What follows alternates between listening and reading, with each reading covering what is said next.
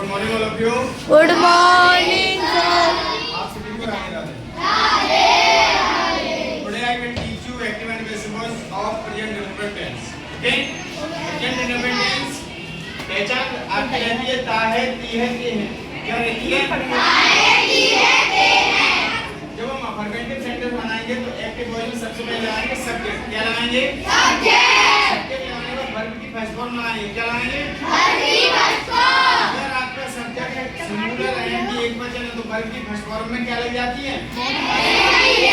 S I है। उसके बाद लगाते हैं ऑब्जेक्ट। और अगर प्लूरल सब्जेक्ट होता तो एस एस लगाते हैं या नहीं लगाते हैं?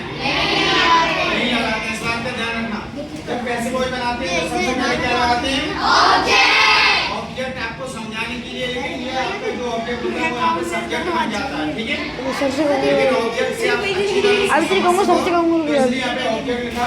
अब ये आपका यहाँ पे सब्जेक्ट जैसे हो गया तो इस सब्जेक्ट के हिसाब से क्या लगाओगे? Is am are. क्या लगाओगे? एज एम आर के बाद लगाओगे वर्ब की थर्ड फॉर्म और वर्ब की थर्ड फॉर्म के बाद लगाओगे बाई। बाई के बाद लगाओगे सब्जेक्ट। नेगेटिव सेंटेंस में क्या करोगे? आप सबसे पहले सब्जेक्ट लगाओगे। सब्जेक्ट एकवचन होगा तो डज लगाओगे, बहुवचन होगा तो डू। उसके बाद नहीं की स्पेलिंग नॉट लगाओगे और वर्ब की फर्स्ट फॉर्म लगाकर ऑब्जेक्ट लगाते हैं। उसके बाद कैसे बनाएंगे तो ऑब्जेक्ट सबसे पहले लगाते हैं। अब ये आपका जो ऑब्जेक्ट सब्जेक्ट बन गया आपके। अब यहाँ पे इसके अकॉर्डिंग आप क्या लगाएंगे? एच एम आर लगाएंगे। एच एम आर लगाने के बाद नोट लगाएंगे। नोट लगाने के बाद वर्ब की थर्ड फॉर्म लगाकर बाई का यूज करके क्या लगाएंगे?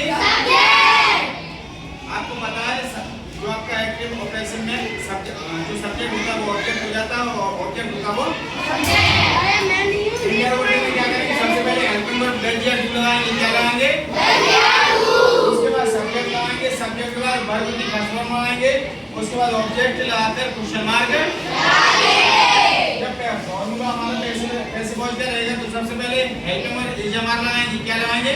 इज एम आर के बाद ऑब्जेक्ट लगाएंगे। ऑब्जेक्ट के बाद वर्ब की फर्स्ट फॉर्म लगाकर बाई लगाने के बाद सब्जेक्ट लगाकर mark of question mark. Okay.